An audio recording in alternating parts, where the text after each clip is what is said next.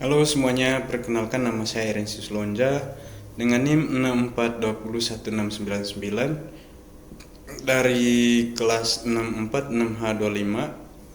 Di video kali ini saya akan menjelaskan secara singkat tentang bagaimana cara menggunakan aplikasi SPSS untuk menguji validitas, reliabilitas, dan regresi linear berganda dari hasil kuesioner yang teman-teman bagikan kepada responden. Oke.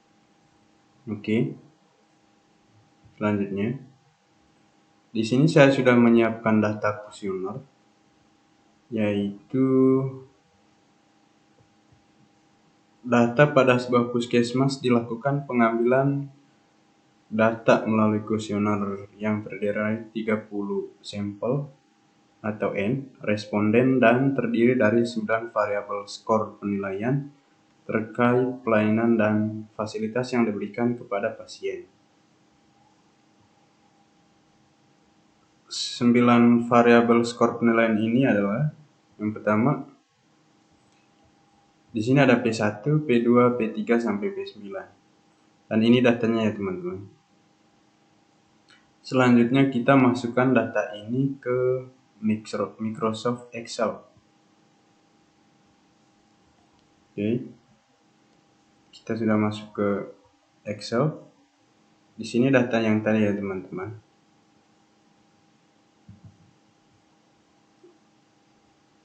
Langkah selanjutnya kita copy data ini ke aplikasi SPSS.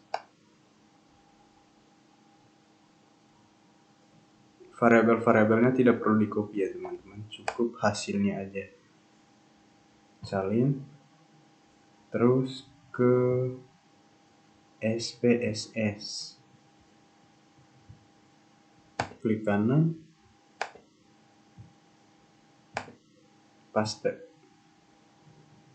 Oke, di sini sudah masuk ke SPSS. Untuk lebih mudah memahaminya, variabel-variabel ini kita rubah ke variabel yang tadi ya teman-teman, yang dari P1 sampai P9. Klik variabel view, lalu name, kita klik aja name, lalu langsung ketik P1 sampai 9.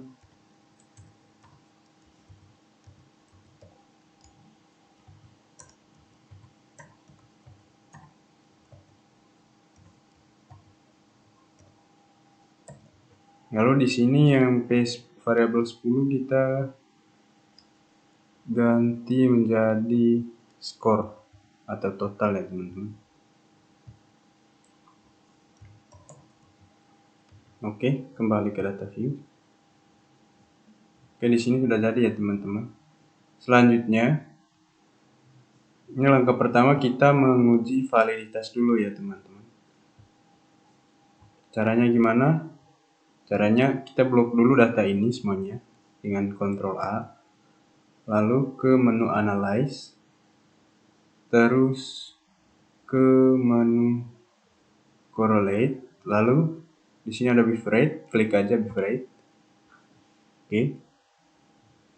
Variabel-variabel yang ada di kolom sebelah kiri ini kita copy lalu pindahkan ke ke kolom yang ada di sebelah kanan. Cara Ctrl A, lalu klik tanda panah ini, lalu OK.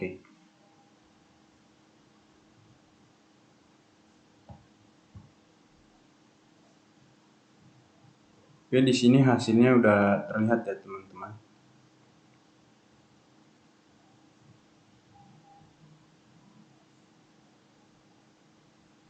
Di sini saya sudah menyiapkan penjelasannya. Kita kembali ke Word.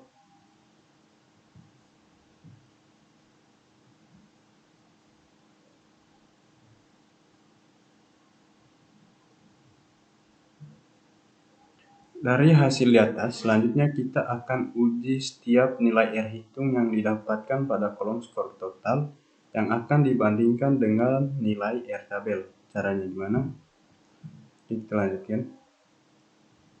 di sini ada tingkat signifikan, yaitu signifikan 5% atau sama dengan 0,5%. Lalu dasar keputusan, R hitung atau nilai koefisien korelasi lebih besar dari R tabel, maka dikatakan valid. Lalu R hitung atau nilai koefisien korelasi lebih kecil dari R tabel, maka dikatakan tidak valid.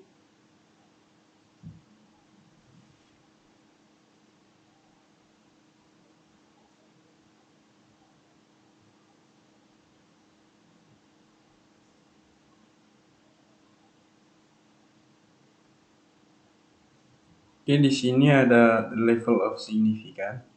Nah, ini adalah N, rumusnya N, yaitu jumlah responden. Ada 30. Untuk menentukan R tabelnya, maka kita lihat scroll ke bawah ke responden yang 30, yaitu 0,361.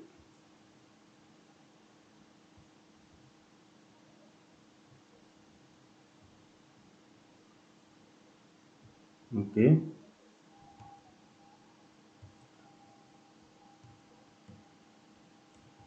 Sini ya teman-teman. R tabelnya 0,361. Nah, selanjutnya kita ke R hitung.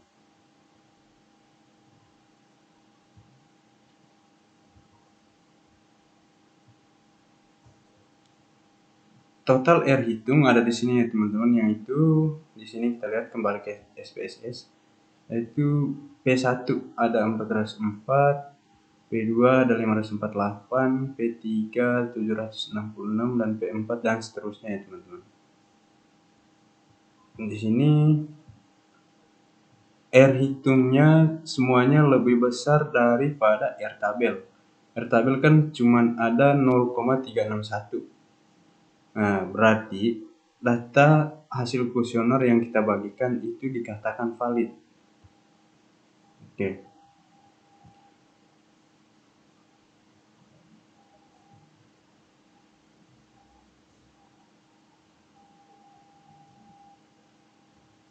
Dan di sini keputusannya, karena R hitung atau nilai koefisien korelasi pada komponen penilaian P1 sampai dengan P9 itu lebih besar dari R tabel, maka keputusannya dengan menggunakan tingkat signifikan atau signifikan 5%, kuesioner yang ada dikatakan valid.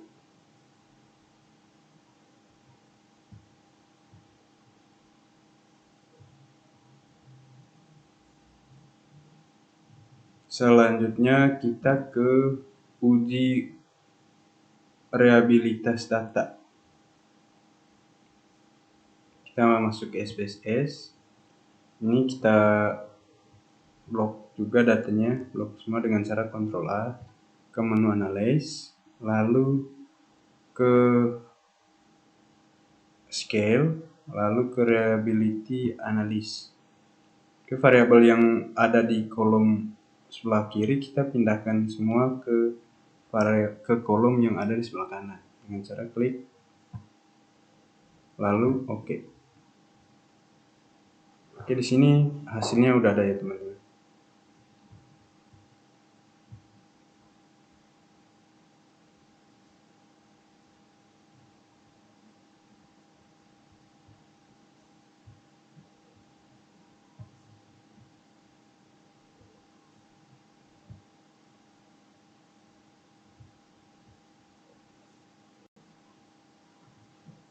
Di sini total respondennya N itu 30, ada 30 responden. Dan persennya ada 100,0%.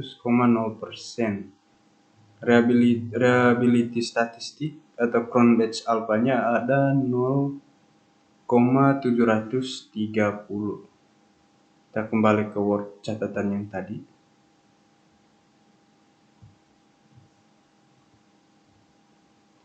Tingkat signifikan 0,5%, 5% atau 0,5. Dan dasar keputusannya, R hitung atau Cronbach's alpha lebih besar dari R tabel, maka dikatakan reliable atau konsisten. Yang kedua, apabila R hitung atau Cronbach's alpha lebih kecil dari R tabel, maka data yang ada dikatakan tidak reliable atau tidak konsisten.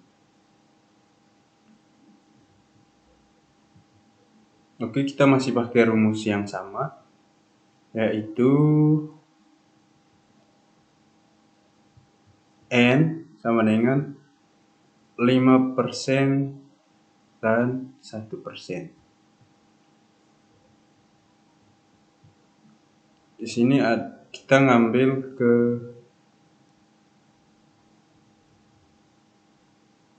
nomor yang 30 atau responden yang ke-30, yaitu 0,361. Statistik ujinya, Cronbach's alpha-nya berada di tingkat 0,709. Oke, data dasar keputusannya, karena R hitung atau Cronbach's alpha secara keseluruhan 0,709 itu lebih besar dari R tabel. R tabel kan tadi hanya ada 0,361 yang diperjelas dengan nilai dari Cronbach's alpha pada setiap poin penilaian P1 sampai P9 itu lebih besar dari R tabel, maka keputusannya dengan menggunakan tingkat signifikan atau signifikan 5%, kuesioner yang ada dikatakan reliable atau konsisten.